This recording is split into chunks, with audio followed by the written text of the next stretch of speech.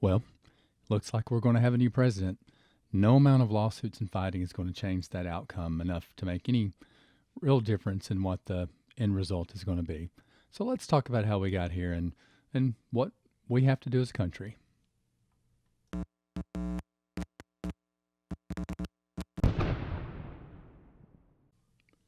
Now, I know the in thing to do at this point in time, especially if you're a conservative voice, is to bash the voting process, bash everything that's happening, say it's fraud, say there's so many weird things going on. And we're going to talk about that a little bit, but I'm not going to go too far down that rabbit hole of this is all conspiracy theory and all that. But I'm going to give my opinion on what I think led to this election outcome and things that we should do different next time around.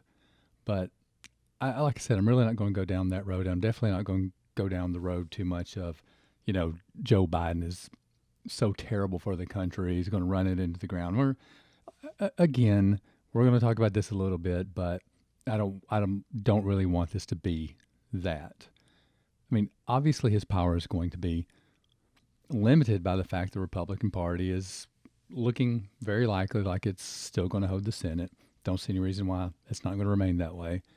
So let's not overreact to what this is going to mean. And this also, I mean, it's not over. President Trump is going to be fighting part of this out in court. I don't think it's going to be decided in the court. I think the vote at the end of this is going to stand and Joe Biden is going to be president. You can show all the possible acts of fraud and corruption during the vote count that you want, but unless you can prove that corruption occurred among tens of thousands of votes, nothing's going to change.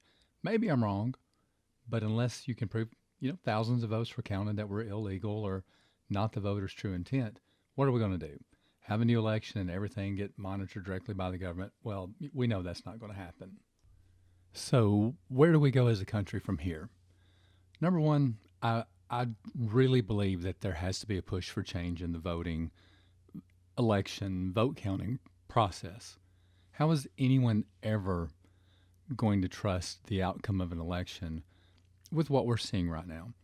With states like Georgia that they're using paper ballots for the first time in 20 years, there's other states that have made major changes to their voting process. And I realize in the year of COVID that changes, they thought some states thought changes had to be made, but this it's kind of like a perfect storm of ways that you can create these conspiracy theories and ways that you can say the voting isn't done properly and ways that you can really see that that's what's happening because of everything that's gone on this year and because of the number of changes that were made. And ballots coming into counting centers in the backs of, vans and being hauled in wagons with no one monitoring where these things were before or what happened to them on the way or how they got to their final destination or where they originated from. I'm not here, like I said, I'm not here to say that Joe Biden stole the election. I'm not saying that anything illegal was done at all. But the way this has been handled leaves questions out there. Perception is reality for a lot of people, and there's the perception that things aren't on the up and up. The Republican Party, they've made a lot of progress winning House seats. So the difference between the vote for Republicans in Congress and the votes for the Republican president, they're very different. So, do we believe that the same district that chose a Republican representative voted for a Democrat as president? Or do we see this vote directly as a message to our current Republican president? Is the discrepancy in mail-in votes, especially in Pennsylvania and Georgia, directly related to the Republican Party saying vote in person and the Democrats saying vote by mail? Would we have seen a more accurate number if mail-in votes were allowed to be processed earlier? I mean, it's Republican. I think it's Republican Senate, or I believe it's in Pennsylvania that, they're the ones that said you can't count the mail-in vote early. So is this part of what we're seeing is that was the process that they were given, and now we're seeing a result of that in, as far as how the votes were being counted. Right now, I just don't know. I do think that there was, some not so transparent practice happening, but again, without that solid, substantial proof, we really can't go that direction. If they have that proof and they can, prove it in a court of law, great. That's what the Republican Party and President Trump's right is to try to do that. But back to where I was going with this. We have to push for a change in how elections are held. I realize that the states are they have the right to create their own election laws and processes and procedures. But man, after 2020, after this vote, maybe the states all need to get together and unite and decide on a specific way to hold elections and count votes. Again, this is 2020. How have we not figured out how to do this as a unified one way that the majority of people in the country can be confident in? As citizens of this country, to protect our democracy, we have to insist on fair and transparent elections. And I also realize that right now, you've got basically half the country saying they think it's fair and transparent, half the country saying it's not. But from what I've seen, though, you've even got people on the Democrat side that don't think it's fair and transparent either. Otherwise, no one would be, yelling about voter suppression. Obviously, both sides thinks there are problems out there. We have to come up with a way to protect our elections. I mean, and there's differences of opinion on this as well, and I understand that. But why would a state not require identification to vote? I mean, there's states that just don't require it, or some that just require it when you register, but you don't have to after the very first time you vote. You just have to show up with ID one time. How can there not be a problem in those states? Why would you not want proof that someone is who they say they are? Some groups say that requiring identification is voter suppression. Still don't understand how that's suppression. I mean, if you go to a bank to take out money, you're required to show that you are who you say you are. Why are we treating voting any different? I mean, it affects people's lives. I mean, you should be having to prove you are who you say you are. What we can do is create a system to make it easier to obtain an ID, or at least easier to obtain a voter ID. We are way too smart of a country. We have way too much technology, way too many giants of technology to not figure out how to create confidence in our voting process. And we shouldn't be blanket mailing ballots to anyone. If they want to vote, let them ask for a ballot. No other way makes sense. It's a right and a duty to vote, but it's not a requirement. We shouldn't be forcing it on anyone. It should also be no question that ballot counting should be done in the open and both sides participating and allowed to monitor the process. I really think there should be cameras on every person processing ballots. And I realize, Pennsylvania says that they have this. Other states say that they do, but I don't see the proof that there's actually cameras showing everything that is being done. There should be searches of everyone entering or exiting the ballot counting centers, and we know that that doesn't happen. That's not the way that it's been happening. People are coming and going as they please, bringing large bags and containers of who knows what. If you're a Democrat, a Republican, an independent, a libertarian, whatever party you support, or if you don't support any party at all, you should still want a fair and open election. Now, do I want President Trump to win? Yes. Am I going to lose any sleep if Joe Biden wins? Absolutely not.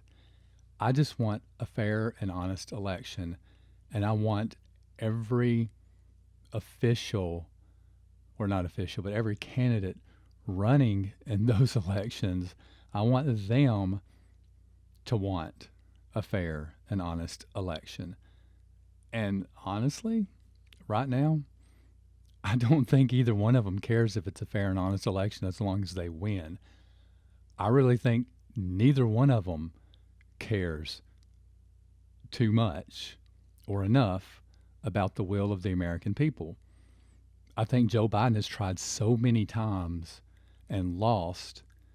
And at his age, he thinks if he doesn't become president, he's a failure, that he's okay with winning however he wants. And I think Donald Trump's ego is so large that he wants to win it at any cost, any way possible. So having a fair and honest election, I don't think it exists. I just don't think that's what we're having right now.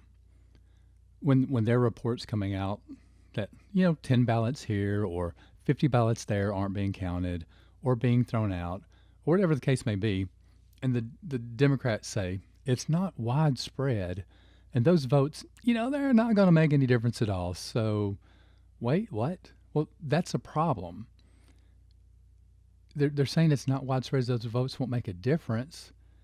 But if you're one of those 10 or 50 all over the country or in various places, 10 or 50 here, 10 or 50 there, they're telling you that your vote really doesn't matter anyway if you're the one that's being thrown out. Again, that goes back to, well, win at any cost. We don't care about the outcome as long as it's for us. You don't have to look any further than Philadelphia to see that problems do occur. I mean, you had a judge in May of this year, 2020, that admitted to taking bribes to stuff ballot boxes with Democrat votes. I don't think every state has a bad system in place, but I think a lot do. And I think it's difficult to control illegal ballots being counted in some places. Now, I know I said that, states need to get together and figure this out. I think that's the best course of action, is a unified voting system. I mean, if the Democrats can talk about, a universal background check system, then I think we should also be able to implement a universal voter registration system. I mean, if they can do one, they can do the other. But do I think states will ever get together and come up with a unified system for conducting national elections? No, but they need to. The biggest problem that I see from this election, it really ramped up in 2016, started before that, and has only gotten exponentially worse. That's media and tech attempting to influence election. I mean, has anyone heard about Russian, Chinese, or Iranian interference in the last couple of days? Of course not. I mean, it was the big story leading up to the election, and it would be the only thing on TV right now if Trump was running up the electoral vote. I mean, of course it would. Right now, there's nothing. Facebook and Twitter have spent months censoring and blocking accounts that don't fall in line with the media narrative of Trump's the bad guy, don't vote for Trump. For years, they have let through unchecked, unsubstantiated, untrue claims about President Trump, and no fact checks on the fake claims against him. Yet they're so quick to pull the plug on anything that goes against Joe Biden. Here's my biggest issue with that. Facebook and Twitter are doing whatever the Democratic Party asks of them. They are censoring based on pressure from a political party. I mean, I really don't see anything other than this being a loophole to our First Amendment protections. It's not the government directly censoring its citizens, but it is a major political party in the United States with a lot of influence pressuring private companies to censor U.S. citizens, whether the information they are posting is accurate, has been fact-checked, doesn't matter. If it doesn't fit the narrative, they're censoring it based on pressure from officials holding government office and with a particular political party. That is a violation. My opinion, that is what the First Amendment should be protecting us from. Facebook and Twitter are dangerous and can easily influence what people are seeing and believing as being true. They have the ability to shape the results of not only who's consuming their media, influencing their thoughts, but shaping the results of an election based on what they censor and what they allow, who they let post on their platform and who they block. I mean, there's been some really convenient times over the past week to 2 weeks that they have censored, blocked, deleted things that they wanted to claim weren't true, but the truth was sitting out there, or I guess not claim was not true, just unverified. So, yeah, something has to change with that. And news media, and I'm talking about cable news networks, have transformed into the same thing as tech. It's 99% biased analysis, opinion, and not fact-based. The majority of, if you go to CNN.com right now, and or most any day, you're going to see a majority of things on their front page are labeled as analysis. That's not news. That's opinion. And that opinion is being used to shape the thought of people ingesting their media instead of fact. I'm not saying it's just CNN. Liberal media, conservative media, they're all the same way. Unless you watch both CNN and Fox, you'll never get anything other than one side of the story. We should be getting facts instead of watching CNN and only hearing the so-called journalists give their opinions on what they think about President Trump and what they think he's thinking and what his intents are. This is their opinion. This is not fact. Media is so far out of touch with the American people that are consuming that media. The media are the ones fanning the flames of division in this country. They need to be held accountable for what they're doing. We'll get back to some more on the media, and of course I have a few more opinions about that. But let's move on from the current problems in the current election, which, at the time I'm recording this, Joe Biden has taken the lead in Georgia, and he's got the electoral votes to win. I highly doubt Joe Biden is going to be the best thing for this country, but I mean that's where we are. That's what's going to happen. I think at this point, Arizona is going to go back to Trump, but over the next day, Trump's going to lose the lead in Pennsylvania. Maybe I'll be wrong, but it looks eerily similar to what happened in Wisconsin and Michigan, what's happened in Georgia, that all of those mail-in votes are going to come in and flip those states over to Joe Biden. So once this is finalized, and no matter where we end up, this country's still going to face the same problems that we've been facing for years. You can go back through the history of this country, and you're going to see the same problems, the same things. Nothing has changed over the history of the last 50 years. Instead of both sides playing politics, it's time to come up with real solutions.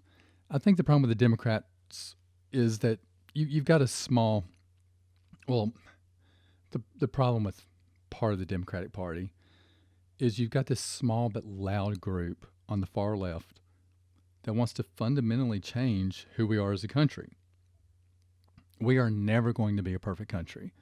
Never have been. There's always had to be changes made.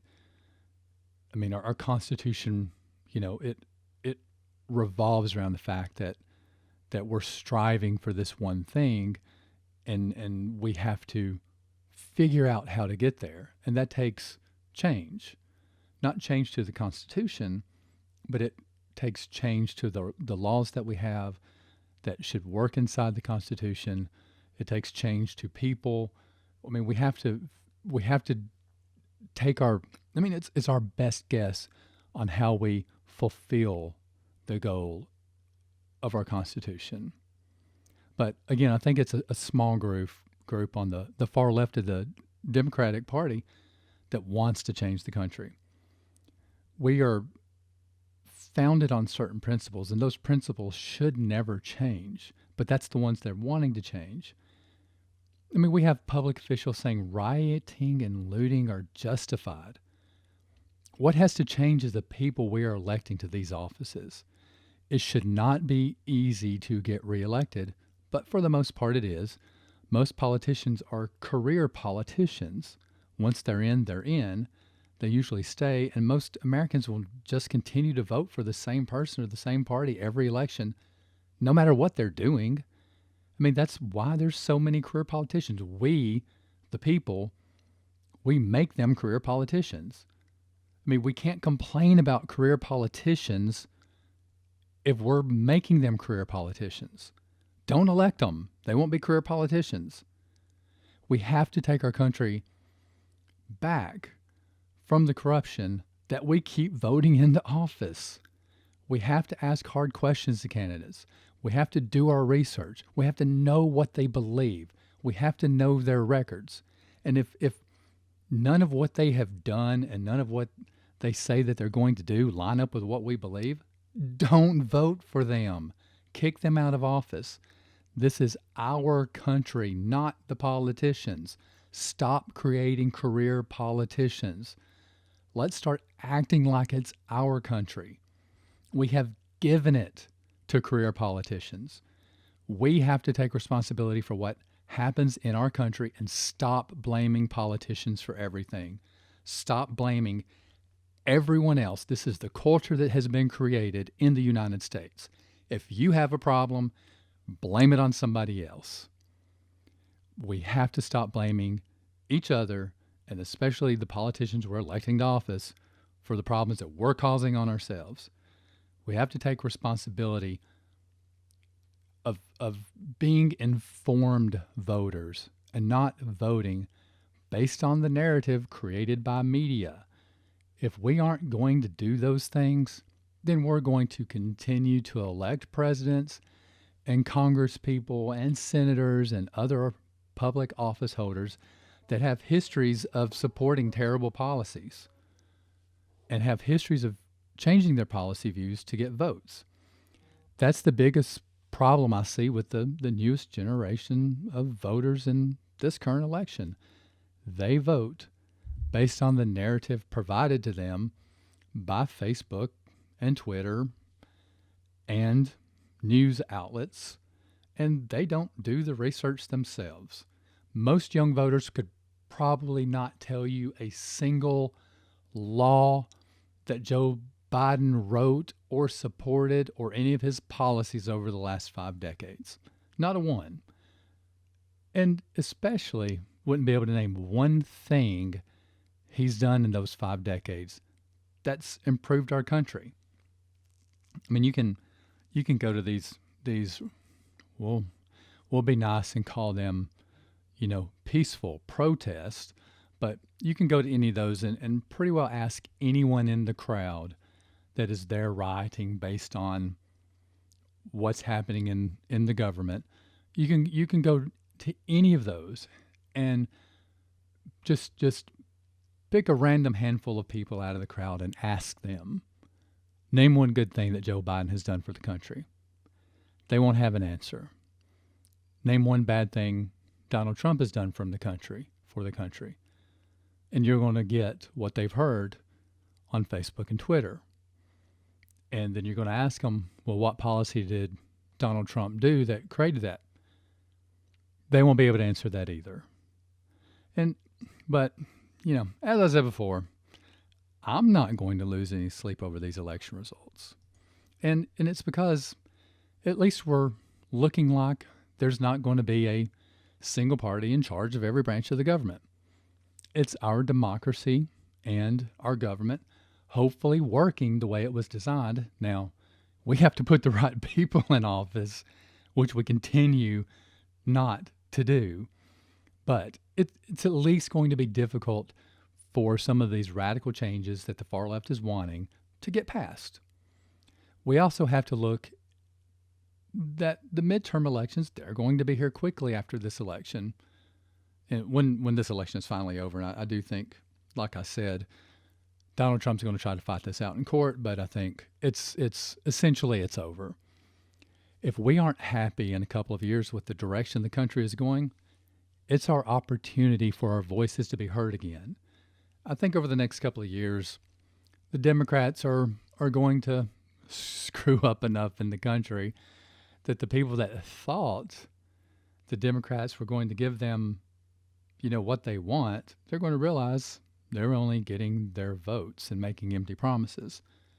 Again, we keep doing, as voters, the same things over and over and over, listening to talk, not seeing what's been done, not looking at the history, and then throwing our votes to people that have a history of not doing what they say they're going to do. In 2 years, when voters realize this, well, I think the Senate and the House are both going to become strongly controlled by the Republican Party. After the midterm elections, I think that's what's going to happen.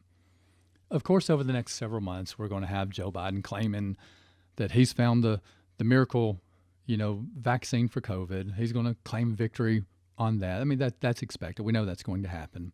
He's going to, when this vaccine and the numbers start going down and it's due to the vaccine and months and months of research and development, he's going to take credit that he did it when Trump couldn't. I mean, that's just going to be the narrative.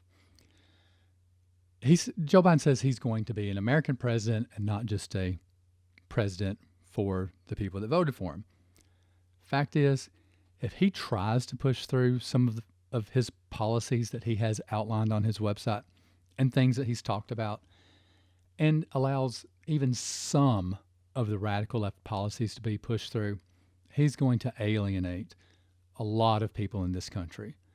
But like I said, he's very unlikely to have the Senate, so it's unlikely he's going to be able to push through very many radical ideas, especially. I think he will try issuing executive orders, which, obviously has become starting more with Obama and carrying through with Trump. It's become kind of the thing for presidents to do. And I think Joe Biden's especially going to attempt to do that around gun control. And I think most of those executive orders are going to be challenged in court and defeated. But he's going to get some measures through. And I believe that there are Republicans that are, as politicians do, are going to shift their stances and allow some laws to be passed that they wouldn't have if a Republican president is in office. And again, if you have someone in office that votes for laws that you don't agree with, just don't vote for them again. They don't have to be career politicians. And I know I keep griping about this, but stop creating career politicians. It's our fault. But here's the biggest thing that we have to do as a country. We have to come together and realize that we all want the same things. And that's what's guaranteed in our Constitution, the unalienable right of life, liberty, and the pursuit of happiness.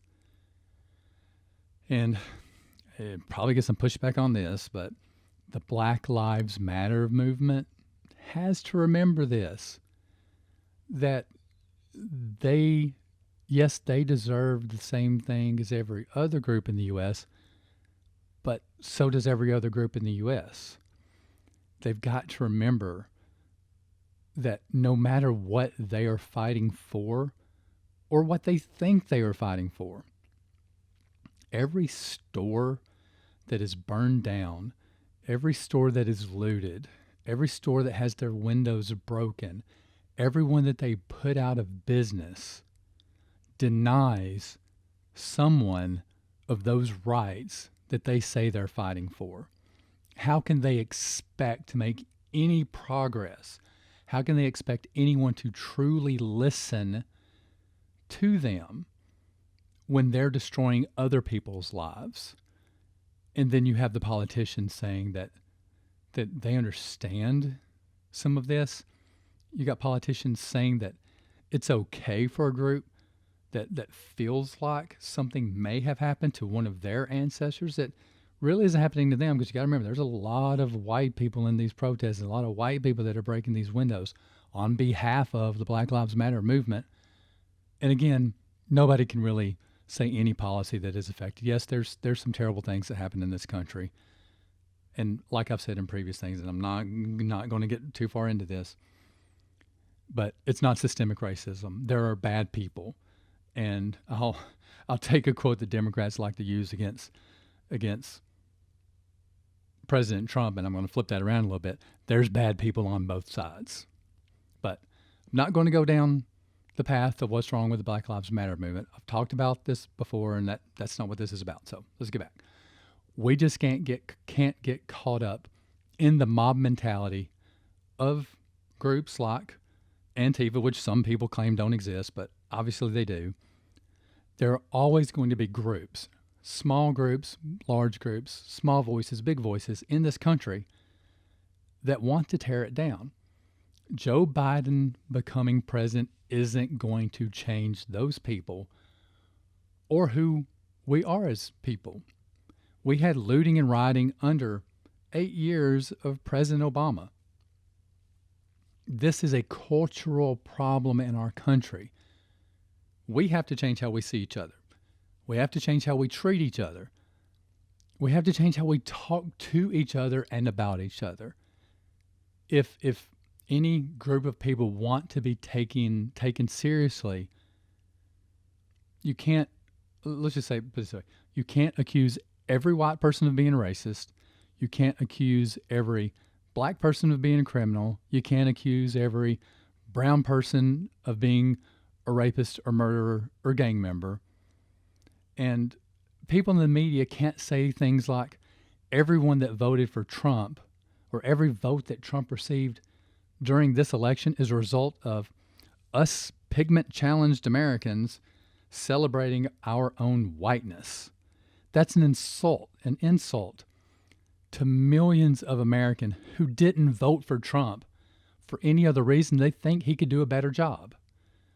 That was in an article I read from CNN today, and I'm not calling anyone out here. I mean, you can find the article, but there was a black journalist on CNN that wrote an article that I read. That's actually yesterday. I read yesterday that said that the result of the election, as far as people that voted for President Trump, was just us proclaiming our and celebrating our own whiteness. I mean, he's calling us all, racist. And that's a completely racist viewpoint from that black journalist. Not only that, but, I mean, he mentions this a little bit in the article, and it was a quote from someone else, but he points out that President Trump had a better than expected black and brown turnout to vote for him. So to sit there and say that President Trump got as many votes as he received because of us wanting to celebrate our whiteness, it's completely wrong. It's completely divisive. This is not a racial issue, and articles like this from CNN's so-called journalists only cause division. Media, Facebook, Twitter, the cable networks, whoever, they've got to realize that we are still a very divided country. And I truly don't believe our division is a racial division, but that's what they're trying to turn it into. The Democrats and the media, they have to stop making everything a race issue, or we are never going to get to where we want to be as a nation. We will remain divided if all of these media outlets continue to tell us we are divided. We have to be better. We are letting political parties, news media, and tech companies tear us apart. We're allowing them to cause division. And here's the real truth. Conflict, division, gets viewers. The more viewers you have, the more ads you can sell. We have to start letting them control us. the more conflict they cause, the more we're going to watch, the more money they're going to make. And we just keep falling for it. The same way we just keep falling for electing career politicians. We're doing it to ourselves. Don't know how many times I can say this. It's on us. Like I said at the beginning, we're going to have a new president. We as a country have to keep pushing for what we believe. And we all don't have to believe the same things. That's what makes our country great. Different cultures, different ideas. We just have to stop letting those differences tear us apart. Stop letting the media tell us. Stop letting political parties tell us that we have to have a division because we're different. Our differences should be celebrated and bring us together. We should appreciate the differences that we all have. And having Joe Biden as president, it's not going to destroy our country. No more than having Donald Trump as president destroyed our country. It just hasn't, and it won't. We as a country have been through much worse and much better presidents than Donald Trump is or Joe Biden is going to be. There's going to be ups and downs, and it's going to be up to us to make the best of these next 4 years. One last thing to say is Joe Biden and the Democrats really need to take a close look at what truly happened in this election. Whether he wins, which he may already have, may change, probably not. But they need to take a really close look at the results of this election. They need to see that there's been a statement made. Yes, they may have won the presidency, but from the looks of what's coming out of the House vote, they've lost the trust of the majority of Americans. The socialist agenda being pushed by the far left is not acceptable to the majority of Americans. And I think they need to take a close look at that and see that statement has been made. The statement was made, or appears to have been made, that the majority of Americans, which, again, Donald Trump lost the popular vote in 2016, but and he's losing the popular vote again in 2020. But I think it's clear that, for one, the American people have said that the socialist agenda is not going to be accepted. But I think the true statement that has been made is, yes, Joe Biden is being elected, but he's not that popular of a candidate. They had 4 years of Trump, and if Trump had bit his tongue a little bit more, he would have appealed to more voters, and I think he would have been reelected. If he had stopped tweeting so much, I honestly think he would have been reelected. I think the American people are looking for someone with the business smarts, the ability to turn the economy around and do the things that President Trump has done, but with more of the demeanor of Joe Biden. And I think a lot of Americans, that's what they're looking for, is they can accept Joe Biden for the next 4 years, but not accept the socialist agenda being pushed by the far left of the Democrat Party. And then let's see what happens in 4 more years. And I really only see the Democrats having 4 years.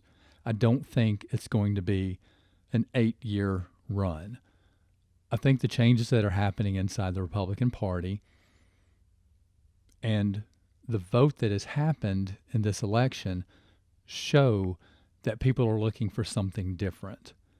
And right now, I think Joe Biden's just a seat filler.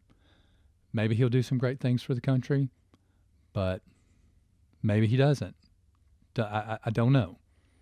Obviously, way too soon to tell. But like I said, I do believe that the American people have made a statement, and I hope Joe Biden listens to that statement, because I think the Republican Party clearly has, without a doubt. I think the Republican Party has been listening to the American people there, and they know the vast majority of the American people don't like what they're seeing coming out of D.C. But like I said, and like I'll keep saying, it is our fault that we have kept putting these people into power. And I truly believe that we, the people, are seeing that difference and seeing the change that we want to make, but they don't believe Donald Trump is the person that's going to bring this country together, but they also don't believe that Joe Biden is either, and that's why the vote is so split. So in 2 years, again, take a look at what's happened, and remember, this presidential term is only 4 years. See what happens in those 4 years.